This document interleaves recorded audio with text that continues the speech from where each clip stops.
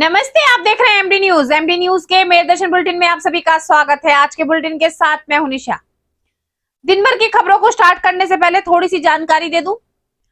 कलयुगी बेटे, जी हां, जिन्हें माता पिता पाल पोस कर बड़ा करते हैं कि बुढ़ापे में वो उनकी लाठी बनेंगे, उनको सहारा देंगे, लेकिन आज के समय में कलयुगी बेटे नजर आ रहे हैं और अपनी माता पिता पर अत्याचार करते हुए। जी हाँ, आगे मैं आपको दिखाऊंगी। आज एक बुजुर्ग दंपत्ति इंसाफ की गुहार लगाने एसएसपी कार्यालय पहुंचा। वहीं मेडिकल कॉलेज में पुरानी पेंशन बहाली को लेकर के आज इमरजेंसी के बाहर धरना प्रदर्शन किया गया। अपनी मांगों को लेकर आवाज उठाई गई। कांग्रेस के कार्यकर्ताओं ने इंदिरा चौक से बच्चा पार्क तक मशाल जुलूस निकाला और भाजपा सरकार के खिलाफ नारेबाजी की। वहीं आपको बता दूं, अंग्रेजों के समय से जो पुल बनाया हुआ था, अंग्रेजों के समय का पुल आज अचानक ओवरलोड ट्रक के गुजरने से बीच में से टूट गया। बहुत बड़ा हादसा हो सकता था, लेकिन हादसा होते होते बचा। कई गांवों का संपर्क शहर से टूट गया, क्योंकि पुल के दूसरी ओर जो गांव हैं और इधर जो गांव है, आना जाना शहर में उस पुल के दौरान ही होता था। पुल काफी पुराना था। आज वो हादसे के बाद वहां पर ग्रामीणों में काफी हड़कंप मचा हुआ है। रोष भी है कि सिंचाई विभाग के अधिकारी व पुलिस काफी देर बाद वहां पहुंची। तो जुड़े रहे मेरे दर्शन के साथ, देखते रहे मेरे दर्शन। सबसे पहले नजर डालते हैं आज की हेडलाइंस पर, जिसके प्रायोजक हैं जूम डिजिटल मूवी वर्ल्ड। मेरे दर्शन समाचारों के इस भाग के प्रायोजक हैं खेमचंद पहलवान, पूर्व सदस्य उत्तर प्रदेश कांग्रेस कमेटी व अध्यक्ष गांधी मार्ग व्यापार संघ मेरठ। मेडिकल कॉलेज में इमरजेंसी के बाहर पुरानी पेंशन बहाली को लेकर सभी मेडिकल नर्सिंग स्टाफ व फार्मासिस्ट ने काली पट्टी बांधकर किया विरोध प्रदर्शन। अपनी मांगों को लेकर उठाई आवाज। आज शिक्षा जागरूकता अभियान के तहत जन सेवा कल्याण समिति ने प्राथमिक विद्यालय 2 रिठानी के बच्चों व अध्यापकों के साथ मिलकर रिठानी गांव में शिक्षा के प्रति चलाया जागरूकता अभियान। बच्चों को स्कूल भेजने के लिए सभी से किया निवेदन, ताकि भविष्य में कोई भी बच्चा ना रहे अशिक्षित। मवाना थाना चौकी बस स्टैंड से चंद कदमों की दूरी पर छात्रों के 2 गुटों में हुआ खूनी संघर्ष। खुलेआम सड़क पर हुई मारपीट, वीडियो सोशल मीडिया पर जमकर वायरल। पुलिस के संज्ञान में आते ही वीडियो के आधार पर आरोपियों की तलाश शुरू। मवाना क्षेत्र में महावीर जयंती से पूर्व निकाली गई शोभा यात्रा सकुशल हुई संपन्न। 2500 से 3000 लोगों की रही भीड़। सड़क सुरक्षा अभियान के तहत जहां पुलिस द्वारा सभी को किया जा रहा जागरूक, छोटी छोटी कमियों को लेकर भी गाड़ी स्कूटर बाइक के काटे जा रहे चालान, क्षमा मांगने पर भी नहीं जाता बख्शा। वहीं कुटी चौराहे पर अजब नजारा आया सामने। डायल 112 पर पुलिस ने नहीं लगाया हेलमेट, न ही थी high security number plate. Public को डराकर चालान काटने वाले नियमों को तोड़ते हुए आए नजर। निकाय चुनावों की तैयारी को लेकर आज समाजवादी पार्टी के कार्यकर्ताओं द्वारा कार्यालय पर की गई बैठक, जिसमें राष्ट्रीय लोकदल व समाजवादी पार्टी के गठबंधन को और मजबूत बनाकर निकाय चुनाव को लेकर की गई चर्चा। थाना सदना क्षेत्र की गंगनहर सलावा झाल पर दिन निकलते ही हुआ बड़ा हादसा। अंग्रेजों के जमाने का पुल ओवरलोड ट्रक के कारण बीच से टूटा। कई गाँव के लोगों का आवागमन हुआ बंद। घटना की सूचना पर ग्रामीणों में मचा हड़कंप। घटना के 4 घंटे बाद भी नहीं पहुंचे सिंचाई विभाग के वरिष्ठ अधिकारी व सलावा पुलिस। ग्रामीणों में काफी रोष। ट्रक चालक ने कूदकर बचाई अपनी जान। राहुल गांधी की लोकसभा सदस्यता रद्द करने व भाजपा सरकार की नीतियों के खिलाफ कांग्रेस सेवा दल के राष्ट्रीय अध्यक्ष लालजी देसाई के आह्वान पर मेरठ कांग्रेस सेवा दल के अध्यक्ष विनोद सोनकर व उनके साथियों ने इंदिरा चौक पर एकत्रित होकर सर्वप्रथम इंदिरा गांधी की प्रतिमा पर माल्यार्पण कर इंदिरा चौक से बच्चा पार्क तक निकाला मशाल जुलूस। भाजपा सरकार के खिलाफ की नारेबाजी। अब खबरें विस्तार से। सबसे पहले मैं आपको बता दूं आज वो खबर जिसको लेकर के मैं आपको कई बार बता चुकी हूं कि पुरानी पेंशन बहाली को लेकर सभी अपनी आवाज उठा रहे हैं। आज भी मेडिकल कॉलेज की इमरजेंसी के बाहर नर्सिंग स्टाफ व फार्मासिस्ट ने काली पट्टी बांधकर किया धरना प्रदर्शन, जमकर की नारेबाजी। पुरानी पेंशन बहाली को लेकर अपनी मांगों के लिए उठाई आवाज।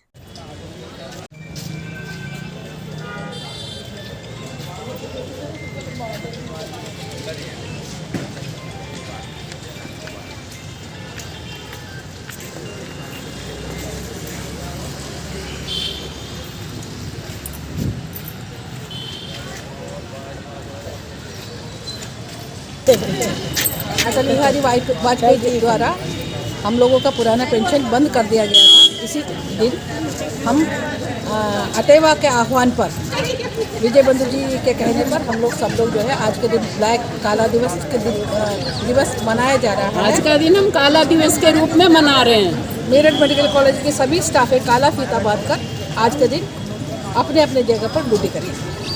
हम अपने बच्चों को पढ़ने के लिए भेजते हैं, लेकिन आजकल जो नजारे सामने आ रहे हैं, बच्चे पढ़ने के लिए तो जाते हैं लेकिन वहां पर आए दिन रोज मारपीट हो रही है। कई कॉलेजों के नजारे मैं आपको दिखा चुकी हूँ। कॉलेजों के बाहर भी बच्चे जब कॉलेज से बाहर निकल रहे हैं तो मारपीट करते नजर आ रहे हैं।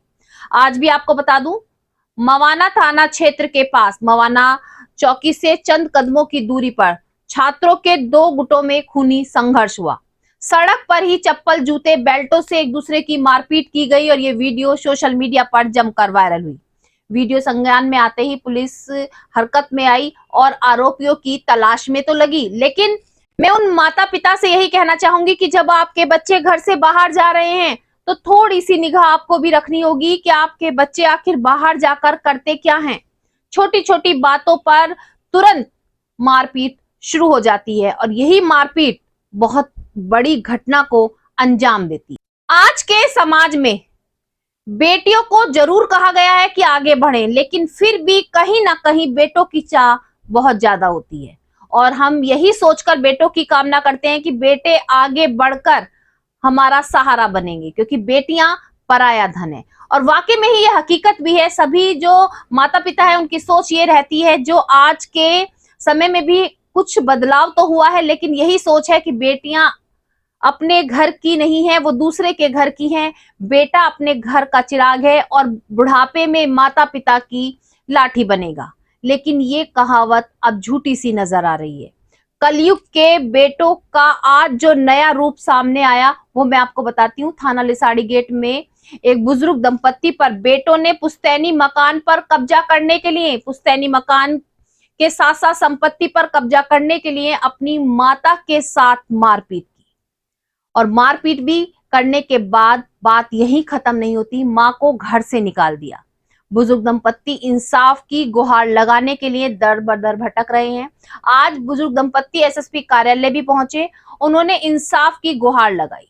उन्होंने कहा कि जिन बेटों को पाल पोस कर कामयाब बनाया कि वो उनके बुढ़ापे का सहारा बनेंगे, लेकिन आज उन बेटों ने ही उन्हें घर से बेघर कर दिया। वो इंसाफ चाहते हैं, अपने बेटों के खिलाफ कार्रवाई की मांग भी की। निकाय चुनाव बहुत नजदीक हैं, जिसकी तैयारी हर पार्टी ने शुरू कर दी है। आज समाजवादी पार्टी और राष्ट्रीय लोकदल का गठबंधन पार्टी को लेकर के किस तरीके से और मजबूत करना है, किस तरीके से आगे की रणनीति तैयार करनी है, आज समाजवादी कार्यालय पर इस विषय को लेकर के चर्चा की गई। सभी ने अपने विचार रखे, सभी ने वार्तालाप किया कि आने वाले निकाय चुनाव में किस तरीके से आगे बढ़ना है और अपना परचम लहराना है। तेरा क्या है क्या नहीं है, ये सब अंदाजे यहाँ लगा के बैठ के अंदाजे लगाने गलत है। कौन जीतेगा कौन हारेगा, पिछले चुनाव में कई बार सर्वे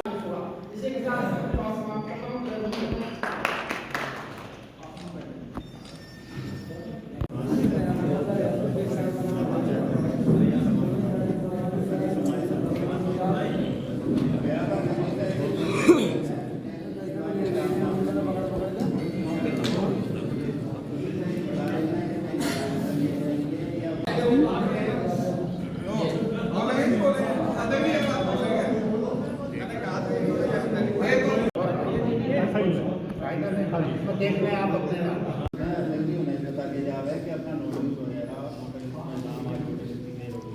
ये सब चीज़ें चेक करते हैं। पता है कई बार ऐसा होता है मेरे वो करेंगे यहाँ पर। दूसरी बात यह है भारतीय जनता में, जैसा कि सीमा जी ने कहा कि भारतीय जनता पार्टी सब तरह का अत्याचार कर रही है। ये अमृतकाल क्या है, ये रुपयों का अमृतकाल है। रोज चोरी डकैती लूट हत्या अपहरण रोज हो रहे हैं। ये किसानों पे उत्पीड़न का अमृतकाल है। अमृतकाल जो इनका फर्जी अमृतकाल कहते हैं, लूट रहे हैं देश को चारों तरफ से। कहाँ इन्होंने वो कर दिया, कोई महंगाई का क्या हाल है आप सब लोग जानते हैं। तो समाजवादी पार्टी अकेली पार्टी है जो इन्हें भगाने का काम करेगी, बाकी और पार्टियों का हाल बुरा है। समाजवादी पार्टी को आप लोगों को हमारी गठबंधन है राष्ट्रीय लोकदल से मिलकर लड़ेंगे और 100% 16 हैं, एक नगर निगम है, 2 नगर पालिका है, 13 नगर पंचायत है। सब में समाजवादी पार्टी का झंडा फहराएगा।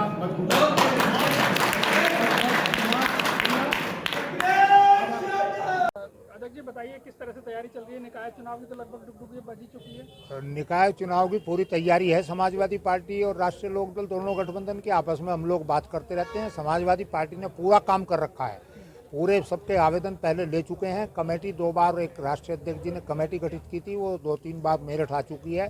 सबके आवेदन लेकर सबसे पूछताछ करके फाइनल लिस्ट राष्ट्रीय अध्यक्ष जी के पास भेज चुके हैं। तो आपस में सामंजस्य कैसे बिठा रहे हैं? सामंजस्य है आपस में। बायोडाटा मांगे जा रहे हैं? नहीं, वो RLD वाला और हमारी पार्टी का मसला वो राष्ट्रीय अध्यक्ष जी तय करेंगे।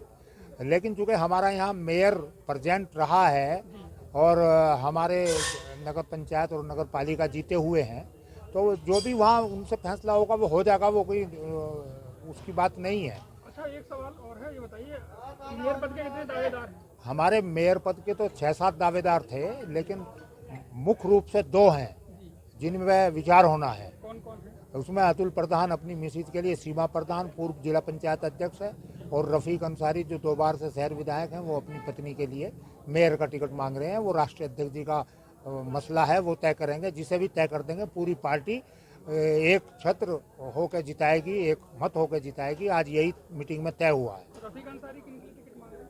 अपनी पत्नी के लिए मांग रहे हैं। रफीक अंसारी पहले भी लड़ चुके हैं, 1,29,000 वोट लिए हैं मेयर में।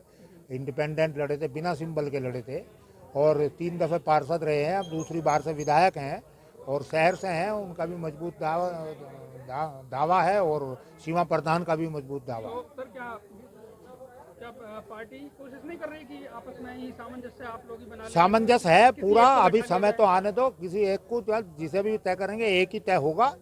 तो जिसे भी तय कर देंगे, कार्यकर्ताओं ने तय कर लिया कि कोई नहीं, सहमति है, लेकिन उसकी डिक्लेरेशन तो राष्ट्रीय अध्यक्ष ही करेंगे। उसकी घोषणा राष्ट्रीय अध्यक्ष जी कर देंगे। कोई दिक्कत नहीं है, कोई परेशानी नहीं है। सीमा लड़ेंगी, वो भी अच्छी महिला है, जिला पंचायत की अध्यक्ष रही हैं। रफीक अंसारी भी चूँकि मेयर का लड़ चुका है, अच्छी वोट ली हैं, 1,29,000 वोट लिए हैं। 2 बार शहर विधायक है, 3 बार पार्षद है, वो भी अच्छे हैं। दोनों कैंडिडेट मजबूत और बहुत तकड़े फाइट करेंगे और जीतेंगे। और बाकी नगर पालिकाओं और नगर पालिकाओं में पहले ही हम पे 6-7 जीते हुए हैं। हम नगर पंचायत में, नगर पालिका 2 हैं, उसमें से 1 हम पहले ही जीते हुए हैं। निजाम अंसारी हमारे वर्तमान वहाँ चेयरमैन हैं सरधना के। इसलिए अब के तो हम सफाया करेंगे भारतीय जनता पार्टी का। इनका अमृत काल जो है वो दुख भरा अमृत काल है, वो किसानों का दुखद काल है, वो छात्रों का दुखद काल है, वो व्यापारियों का दुखद काल है। कितनी जबरदस्त घटनाएं व्यापारियों के साथ हो रही है। कोई अप्रैल माह में नया सत्र शुरू हो जाता है और बच्चों को स्कूल भेजने की तैयारियां भी शुरू हो जाती हैं। लेकिन आज के समय में भी ऐसे बहुत से बच्चे हैं जो शिक्षा से बहुत दूर हैं। कुछ की आर्थिक तंगी ऐसी होती है जो उनके माता पिता उनको स्कूल नहीं भेज पाते हैं। कुछ जानबूझकर नहीं जाते हैं क्योंकि उनकी एज हो चुकी होती है, और जब जिस एज में पढ़ने के लिए विद्यालय जाना होता है तब वो लापरवाही में रहते हैं। आज भी बहुत से बच्चे पढ़ाई से वंचित हैं और स्कूल नहीं जा रहे हैं। उसी अंधकार को दूर करने के लिए, उन माता पिता को जागरूक करने के लिए आज एक जागरूकता रैली का आयोजन किया गया। जी हाँ, जन समाज कल्याण समिति के द्वारा आज रिठानी में प्राथमिक विद्यालय के बच्चों व अध्यापकों के सहयोग से एक रैली निकाली गई। उस रैली में सभी को जागरूक किया गया कि सभी अपने बच्चों को विद्यालय भेजें, उनको शिक्षा से वंचित ना करें, ताकि आने वाले समय में कोई भी अशिक्षित ना रहे। शिक्षा के बिना कुछ भी नहीं है। आज के समाज को देखते हुए, आज के जनजीवन को देखते हुए बिना पढ़े लिखे इंसान की कोई वैल्यू नहीं है। ये समझाया गया और इसी को लेकर के हर व्यक्ति को जागरूक भी किया गया। रैली का मेन मकसद यही था कि जो बच्चे आज भी घर में बैठे हुए हैं वो घर से बाहर निकले, विद्यालय तक पहुंचे और अपनी सोच समझ के साथ आगे बढ़े।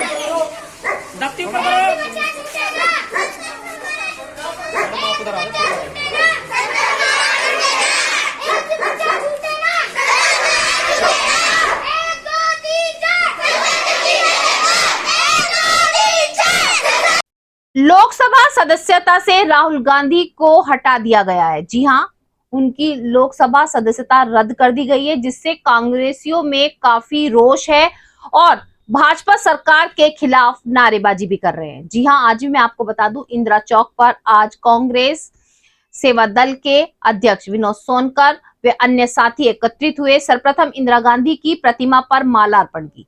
तत्पश्चात इंदिरा चौक से बच्चा पार्क तक सभी साथियों ने मिलकर मशाल जुलूस निकाला और भाजपा सरकार पर निशाना साधते हुए उन्होंने बार बार यही कहा कि भाजपा सरकार अपने तरीके से दांवपेच खेल रही है और राहुल गांधी को जो लोकसभा सदस्यता नहीं दी जा रही है, उनको रद्द किया गया, उसको वापस लेना चाहिए। जिंदाबाद जिंदाबाद जिंदाबाद।